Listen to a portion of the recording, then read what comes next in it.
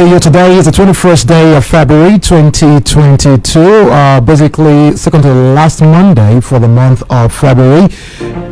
My name is Ifeanyi Awa, and I want to welcome you to the first edition of the program Victims' Voices. Now, when we talk about torture, what comes to your mind? That's the first thing I want you to think about. What comes to your mind when the word torture is brought up?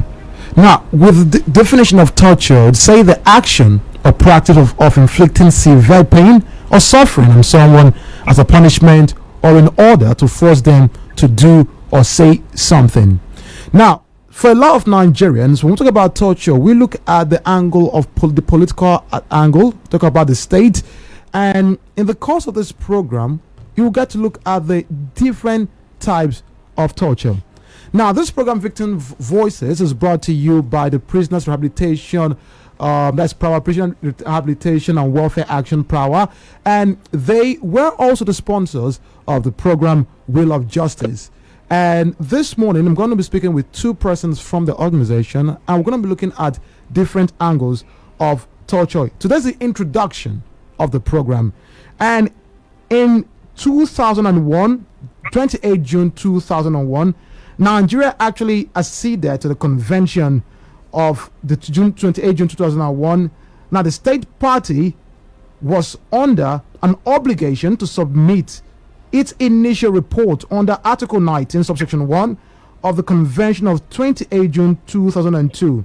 Now, each year thereafter, Nigeria has failed to submit its report on torture, which Nigeria is a signatory to, and this particular act has brought about concern amongst various organizations in the country. Now, without wasting any much time, I'd love to introduce my guest for this morning. I'd love to start with the person I have in the studio who is a regular with us right here. I'm talking about Kelechi Imo. He is the Associate Programs Officer of Prawa. Good morning to you. It's nice to have you here. Ifeanyi, so this is a pleasure. Right. He's been with us for a while. He's always coming around here for different programs, and I have to say, it is good having you here. Thank you for coming around. And on the line, all the way from Abuja, from Correct this morning, is Barrister Ogechi, who is in Abuja right now. She is going to be giving us legal aspects of this particular issue. Good morning to you, if you can hear me. Good morning, Ifeanyi. Good morning, Abia people, and good morning, Nigeria. Thank you for having me on your program. All right. Barrister Ogechi Ogo is the Deputy Director of Prawa. Now, before we're going to look at Prawa, what Prawa is doing in terms of issues like this. But before we go into that, Barrister Ogechi, first of all, I'd love for us to look at the issue of torture and the convention. For those who might be hearing this for the very first time, what is this convention all about? What brought about this convention, and what role is Nigeria playing in this particular convention? Okay, the convention we are talking about is the United Nations Convention Against Torture. That is what the convention is. What the Convention Against Torture is all about. Okay. It's United Nations Convention is like a treaty that brings nations together to say, yes, torture should not be happening in any nation. The convention prohibits torture.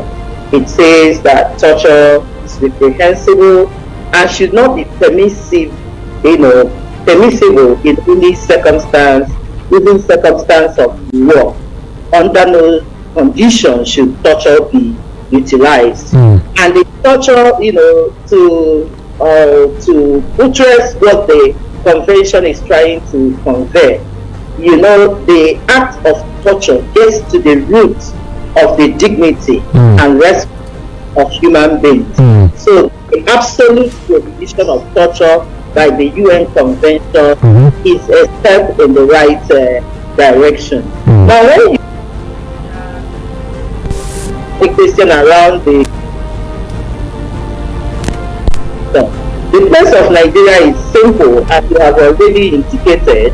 Nigeria adhered to this convention, and once a nation accedes to a convention, that is to say that that nation aligns itself with the objectives, with the vision, with the mission of such a convention. Okay. And that Nigeria high, among community of nations, because of that decision to accede to this convention, and that was done way back in 2001. But having, acceded to a convention is a step in one hand. On the other hand, there are obligations, expectations, from nations that have acceded or signed onto or ratified, conventions. And in terms of Nigeria, by Section 12 of the Constitution of the Federal Republic of Nigeria, has a process, required of our legislature, to ensure that treaties that Nigeria has signed onto are implementable in the courts within Nigeria. And Nigeria actually in 2017 took that step, and that step was in the enactment of the Anti-Torture Act of 2017, in line with the requirements of the articles of the convention to make national laws, to prohibit torture and bring together other issues that would help in the implementation of this. But ordinarily speaking, somehow the Convention Against Torture, even without nations ratifying, took the status of what we call international customary court, which means that whether you want to accede to it or you don't accede to it, the Anti-Torture Convention, that is still binding on you as a nation because of that status it has taken, and going by the UN decision around responsibility to protect. So torture is one of those areas that you cannot just close your eyes and say, allow us, we are free to do to our citizens as we choose. No, UN is saying if you are a member state, other states have that responsibility to equally look into this matter, because torture is one of those crimes that degrades human beings. All right. Now, people are acceded to this. Okay. Nigeria is able to do certain things, and one of those is to report on progress in terms of implementation. Because you go and do shine, as our people say, by saying I have acceded, and go back to snore and sleep without any political will to implement. And the expectation is after 1 year, come and do your initial report, and subsequently continue with the reporting.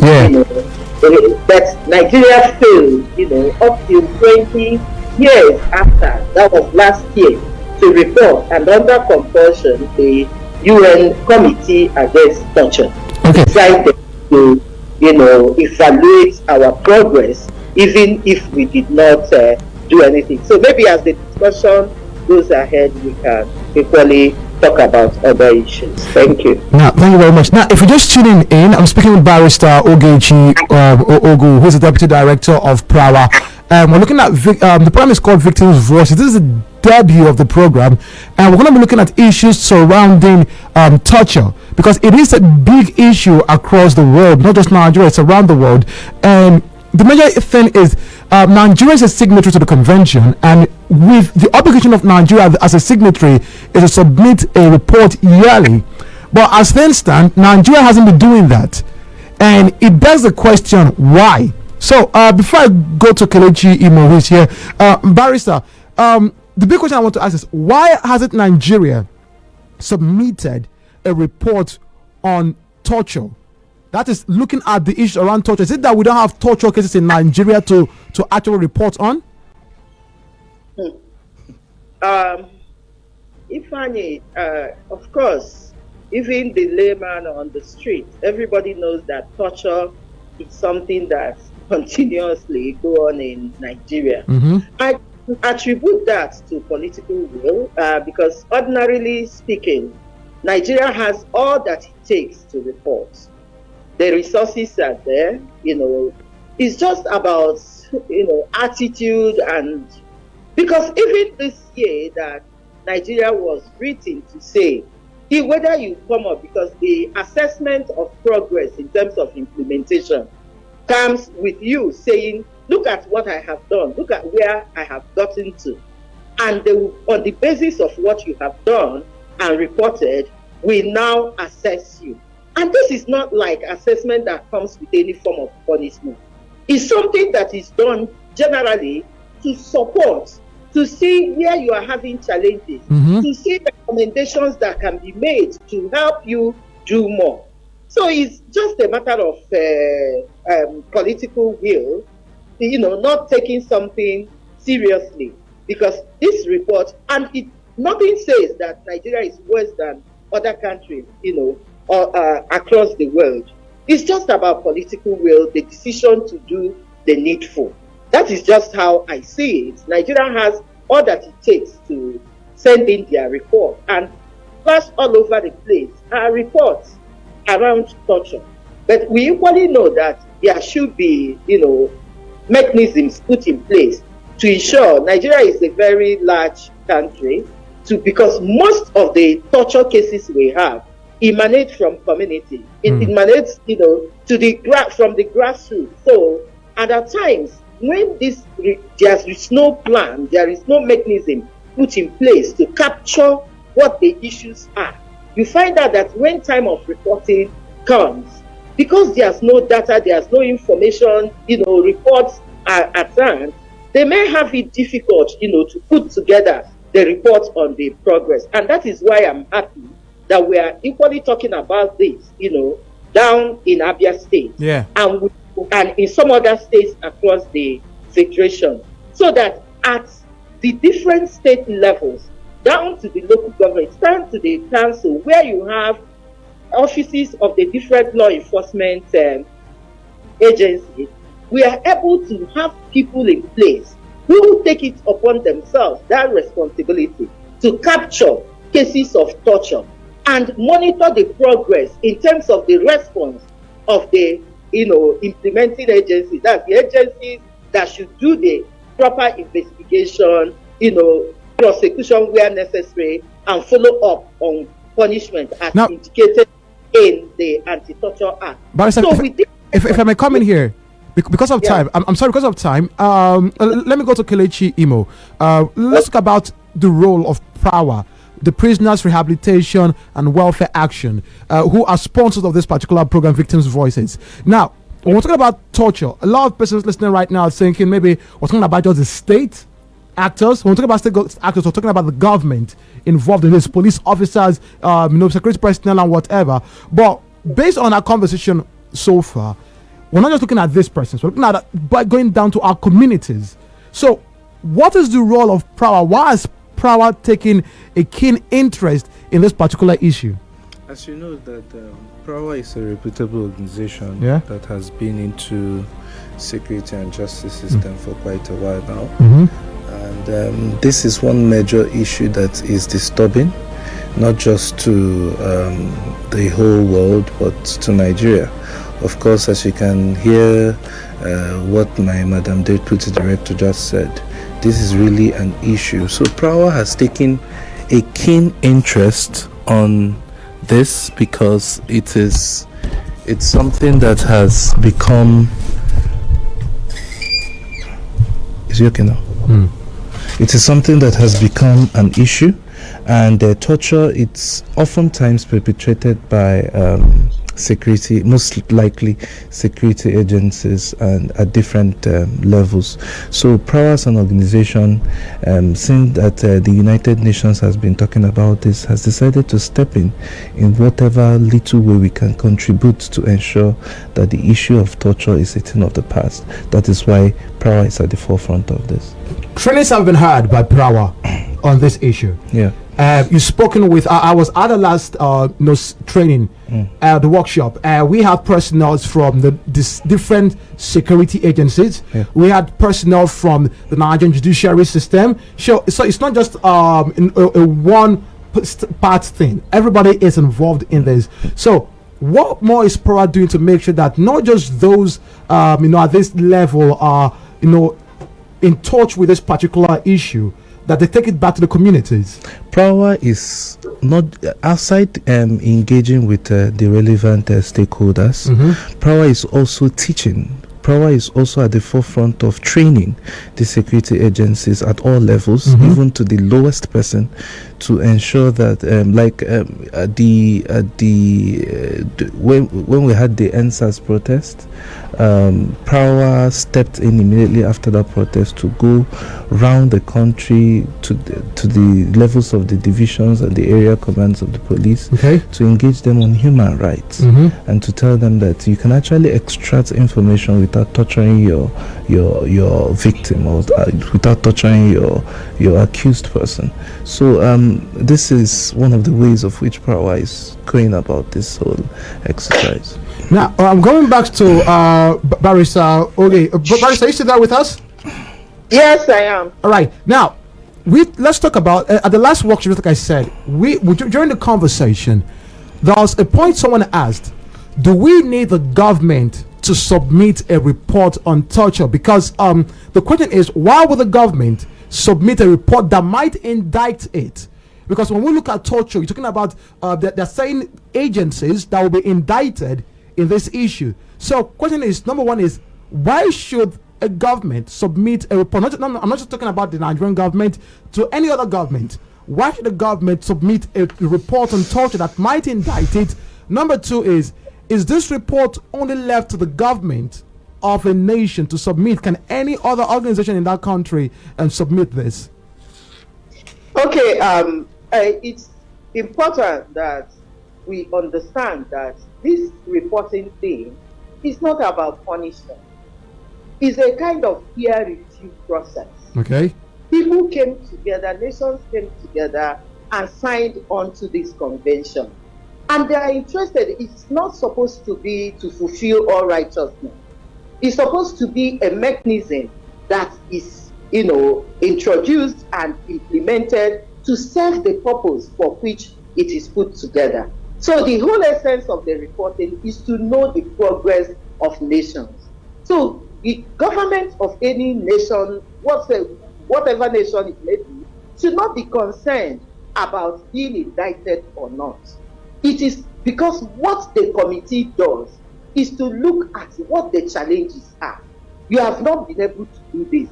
They will commend you for the ones you have done, and they will look at the things you have not been able to do and recommend ways that these things should be done. It's a kind of support process, and no country should be discouraged because they will be indicted, because every country has its own challenges. And when you share in thoughts, it's easier to surmount whatever challenges they have. And going for this report, process, equally prepares the government to do the needful. It reminds them of their obligation, which they must keep to. Now, your second question around, have I forgotten that? Yeah, I'm asking, is the government the only one that can submit this report? Can any other organization submit it? Yeah, yes, there are three components, because the expectation from the committee is not that the government should just come and feed them with information. There must be room for verification. And this comes in having other mechanisms for reporting. Like during this last cycle of the reporting period, Prawa, in collaboration with Clean Foundation and other civil society organizations, equally presented a civil society organization report regarding torture in Nigeria, what the situation is. So by the time the government is presenting its own, that of the civil society organization will be used to compare with what the government has presented, to at least have a middle point to know what actually is the situation of torture in the country. Not only that, the National Human Rights Commission is equally given the opportunity to provide a report as National Human Rights Commission. So you see that there are 3 reports. But all in all, the most important is the one that is coming from the government, because that is the one saying that the government of that nation has submitted itself to the process. So it's very important. But in every occasion of report, the civil society organization, National Human Rights Commission equally have their own separate reports on situation of torture in the country. All right. Now, we all know how important the issue of torture is. And it's something that that affects many persons in one way, maybe directly or indirectly. Maybe you know someone who has been affected by torture. Now, during the course of this program, it's going to run for months, and we're going to be speaking with different players, key players in this issue. We're going to be speaking with security agencies. We're also going to be speaking with persons who have gone through torture. So we all know that it's not just a matter of talking about on radio. It's a personal thing. And if nothing is done, it's going to get worse. And that is the issue. Now, we've got a few minutes left on the program. Before we go, Barrister, can the government be compelled to submit this report? And someone listening right now would ask, when was the last time the Nigerian government actually submitted the report? Okay, thank you, Ifeanyi. You know, in all this, I mentioned at the beginning of my presentation something around political will. You know, nations still reserve their sovereignty. They have their powers. Are you getting it? Yes. The nation. So the word compel, what I would rather use, can you actually, what word do I want to use now? Give government, there's a word I want, I'm losing that word now. But it's about, appealing to a state, to present a report. We are not compelling. Okay. But the point that Tiara, because like the one that happened last, after 20 years, the committee said, whether you now give us a report or not, we are going ahead to assess you based on information we get from somewhere else.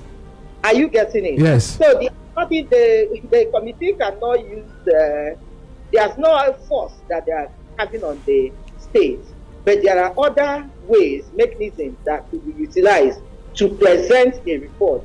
So what this tells us is that it's better that you on your own as a government tell your own story instead of allowing people to rely on information from other persons. So the opportunity of presenting the report by itself is better for the government than allowing the committee, to source information from wherever they get and use that to judge, to assess the nation. Barrister, we're out of time. But when last did Nigeria submit a report?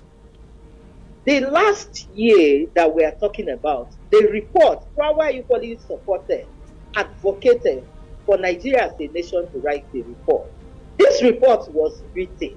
This report was taken by government agents to Geneva, but unfortunately the procedure, because at the UN, it's not like buying bread and butter and coming to hand over. There is a process that passes through the Nigerian mission in Geneva in terms of submission, and that the report was ready, but that process was not taken. So, and because of that, there was a report. But in terms of going by ways of process and procedure, in the eyes of the UN committee, there was no report. Because the process was not taken. So we are hopeful that in the next cycle of reporting, that Nigeria is able to do the needful and provide that report and pass through the required procedure. All right, Barrister, thank you very much for speaking with me this morning. We're out of time. We're speaking with Barrister Ogechi Ogu, who is the Deputy Director of Prawa, and also Kelechi Imo, who's been here with me in the office. You get to hear more from Kelechi as we go on over the weeks. Kelechi Imo, thank you very much for coming around.